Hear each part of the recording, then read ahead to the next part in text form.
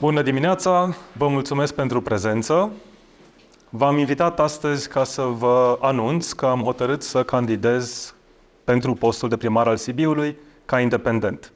Independent, dar nu singur, pentru că sunt o serie întreagă de sibieni care mă susțin și încrederea lor mă onorează și mă obligă în același timp. Sunt arhitect și urbanist și sunt implicat profesional în viața orașului de 20 de ani și civic de mult de atât. Cred cu toată ființa mea că Sibiul poate să fie orașul cu cea mai bună calitate a vieții din România. Poate să fie, are acest potențial, dar am senzația că acest potențial este ignorat de către clasa politică. Și asta pentru că vedem cum clasa politică reușește să ne aducă pe doar 34% dintre noi sibienii cu drept de vot la vot. Cred că indiferența față de alegerile locale pe care o resimt sibienii în marea majoritate, peste 65%, ar trebui să fie un mare semnal de alarmă pentru clasa politică locală. Și în acest sens candidez ca să repornim Sibiul. Să-l scoatem din stagnare, să depășim momentul de merge și așa. Candidez ca independent cu speranța că sibienii se vor identifica mai ușor cu un om care are un plan, cu un sibian care are aceleași probleme și preocupări ca și ale lor. Candidez și dintr-un motiv foarte personal. Fetele mele și toți copiii noștri trebuie să nu mai fie nevoiți să iasă din oraș, să plece din Sibiu ca să-și îndeplinească visurile. Trebuie ca tinerii să se poată realiza în Sibiu, indiferent care sunt visurile lor. Le propun deci sibienilor, tineri, vârstnici, mame, antreprenori, lucrători în industrie, profesori, medici, freelanceri, oameni de cultură, tuturor, să avem un Sibiu cu cea mai bună calitate a vieții, un exemplu de bună practică în România. Cred că un Sibiu cu un model clar de dezvoltare economică, de creativitate, de inovație, care să dea șansa unei excelente educații la toate vârstele, este Sibiul pe care ni-l dorim. Și le mai propun sibienilor ceva, să împărtășim până la alegeri o stare de spirit.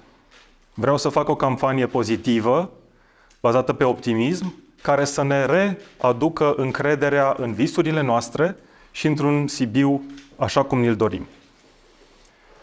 Vreau să deschidem un mare dialog despre orașul nostru. Las la o parte o viață așezată, confortabilă, pentru a porni în această candidatură. O fac pentru că nu am găsit nicăieri o viziune ambițioasă și sănătoasă de dezvoltare a orașului și vreau să fac tot ce îmi stă mie în putință să ducem Sibiul spre acest model atât la nivel național cât și la nivel internațional pentru cea mai bună calitate a vieții. De ce ar fi sibienii interesați de candidatura mea? Păi, sunt arhitect și urbanist, cum spuneam. Profesia asta te obligă să gândești orașul și viața locuitorilor lui în ansamblu. Da? Să te gândești la o viață economică activă, dar și la o calitate foarte bună a vieții. La spații publice și spații private de o foarte bună calitate. Spații verzi, servicii publice și private care să fie la îndemâna sibienilor. Să nu trebuiască să parcurgi tot orașul ca să-ți duci copilul la școală. Existența zilnică a noastră trebuie să devină comodă, confortabilă, să devină plăcută pentru toți și în același timp să avem o viață care pulsează, și economic, și cultural, și social. Am în spate 20 de ani de muncă în domeniul privat, am tangență foarte frecvent cu sectorul public. Activitatea aceasta este susținută de premii de arhitectură, de președinția Ordinului Arhitecților din România, pe care am deținut-o 4 ani de zile, de 10 de proiecte de arhitectură și de urbanism, care poartă semnătura mea, atât în Sibiu cât și în împrejurimi. Anul trecut am înființat o platformă civică alături de 20 de sibieni de diferite profesii. Și împreună cu aceștia, în platforma Sibiu 2024, am creat un plan pentru orașul Sibiu, pe care l-am publicat în decembrie. O viziune pe termen lung, pe 25-30 de ani pentru Sibiu. Toată această experiență o pun la dispoziția sibienilor. Și vreau să repornim Sibiul și să facem din Sibiu orașul pe care îl merităm. Fac un apel, deci, către toți sibienii să îmi susțină candidatura, să vină alături de mine, să se înroleze ca voluntar pe site-ul alexandrugăvozdea.ro, să ne urmărească pe canalele de social media, pe Facebook, pe YouTube, pe Instagram și chiar pe TikTok, să ne sune, să ne scrie. Vom începe chiar de mâine o serie de întâlniri cu comunitățile de interese din Sibiu, cu cele de business, de IT, cu tineri și elevi, cu ONG-uri urbane și vom face și întâlniri în cartierele orașului. În încheiere aș vrea să le mulțumesc lui Andy Fazekas, lui Alex Călinoiu, Martei Tot, lui Silviu Scrob, Lilianei Cazacu, pe cine am uitat, să le mulțumesc sibienilor care sunt în sală și membrilor platformei Sibiu 2024 și mai ales soției mele, Maria, pentru toată iubirea ei și mai ales sprijinul fantastic pe care îl am. Și pentru toți cei care ne urmăresc, vreau să vă spun din nou foarte apăsat că repornim Sibiul și vă mulțumesc pentru prezență. Dacă aveți întrebări, bineînțeles, stau la dispoziția dumneavoastră. Aș vrea să vă mai spun că pe site-ul Sibiu 2024 veți găsi viziunea mea structurată în 10 direcții, deci poate intrăm în detalii după aceea, și că în următoarea oră, pentru membrii presei, veți primi și comunicatul de presă și câteva fotografii oficiale pentru a fi preluate mai ușor de dumneavoastră. Aflăm asta, 2024, este un ONG, o asociație înregistrată la Sibiu? Da. Ok. V-ați inspirat în alegerea denumirii de la platforma lui Adrian Pipu, Sibiu din 2020, foarte asemănătoare denumirea Sibiu 2020. Nu. Cred că este o coincidență, este o temă foarte uzuală, mai ales în campaniile de peste ocean. Poftim? A fost intenționată această coincidență? Absolut deloc. Poftiți? Pare foarte mare coincidență. E o întrebare pe care putem să o avem acum un an de zile, dar nu cred că are legătură cu subiectul. De ce ați ales să candidați ca și independent și nu ca și asociații? Pentru că și asociațiile pot să vrea, nu doar partidele politice. Pentru că atunci când am pus bazele platformei Sibiu 2024, am făcut acest lucru pentru a defini acest plan de oraș la care ne gândeam și nu pentru a fi o platformă politică.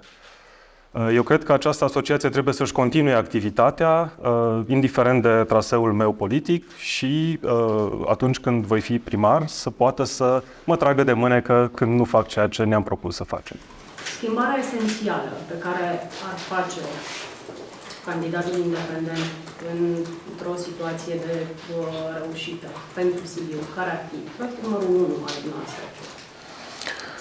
Primul lucru, dacă mă întrebați, de care m-aș apuca, este reorganizarea și reactivarea serviciilor de arhitectură și urbanism, de autorizarea construcțiilor și urbanism. Este domeniul pe care cred că mă pricep cel mai bine și este primul lucru pe care vreau să-l fac, pentru că de el depind foarte multe alte direcții de dezvoltare pe care le propunem. O dezvoltare sănătoasă și echilibrată, o calitate a vieții bună, o eliminare a traficului, poluării și așa mai departe, sunt toate legate de o gestionare deficitară a planificării urbanistice. Și cred că este primul lucru la care trebuie să lucrăm, pentru că efectele nu se produc imediat și are nevoie de timp să genereze calitate. Dar din experiența noastră, pentru că lucrați cu Primăria Sibiu, lipsa de personal sau de viziune este problema urbanistică a Sibiului? Cred că cele două sunt legate, dar cea mai importantă cred că este lipsa de viziune. Veți fi susținut în această campanie electorală și de formațiuni politice? Dacă formațiunile politice existente în acest moment în piață doresc să se ralieze la traseul pe care îl definesc, sunt deschis pentru orice fel de colaborare. Însă, în acest moment, așa cum am declarat, cred că direcția bună pentru Sibiu este una care depășește interesele momentane ale facțiunilor politice. Ați mai candidat vreodată la ceva, mă refer în administrație, locală sau centrală?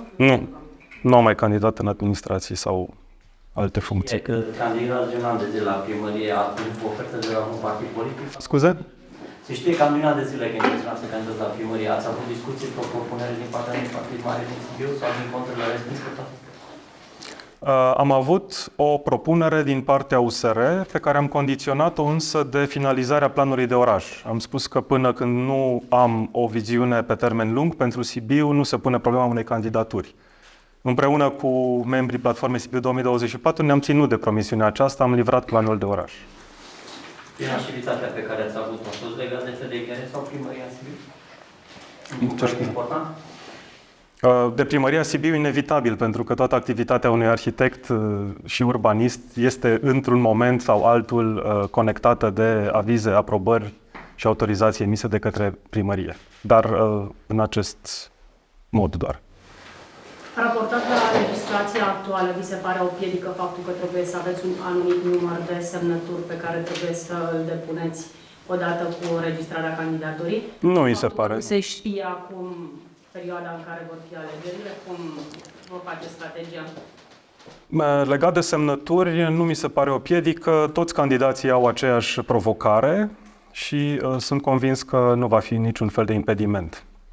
Legat de calendarul alegerilor, mi se pare că este destul de tipic românesc să schimbăm lucrurile din mers cu foarte puțin timp înainte de alegeri, dar pentru strategia mea de campanie lucrurile pot fi gestionate în ambele situații. Ne-am pregătit pentru ambele situații perioade. Și dacă se comasează și dacă nu. Și sunteți pro sau contra comasării? Aș spune că e firesc să se facă comasarea, pentru că ajung alegerile locale din nou primăvara, acolo unde le era locul, și se îndepărtează de alegerile parlamentare. Mi se pare nefiresc să aflăm acest lucru cu 3 luni jumate, 4 luni înainte de aceste alegeri.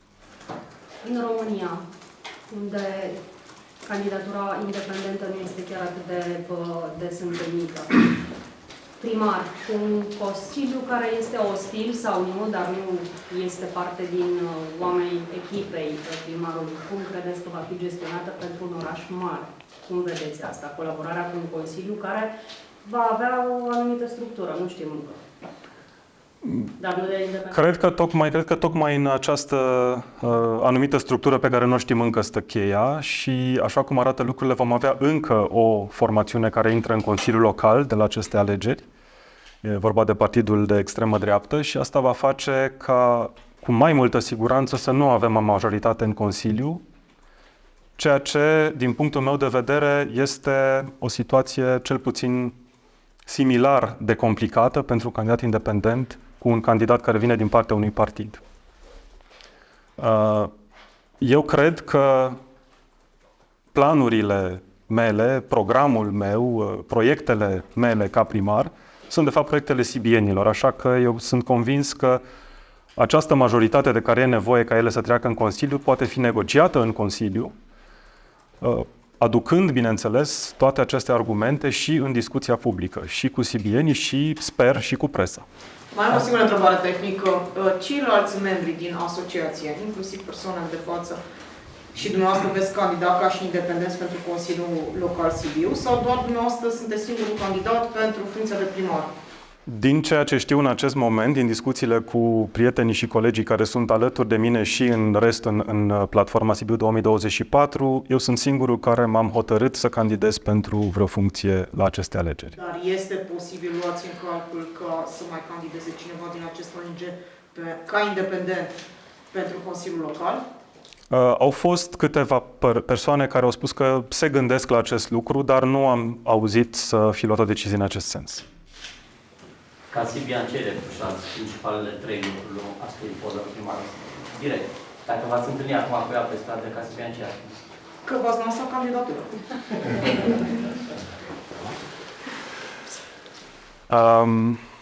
În primul rând, cred că lipsa de curaj pentru o dezvoltare pe măsura potențialului Sibiului,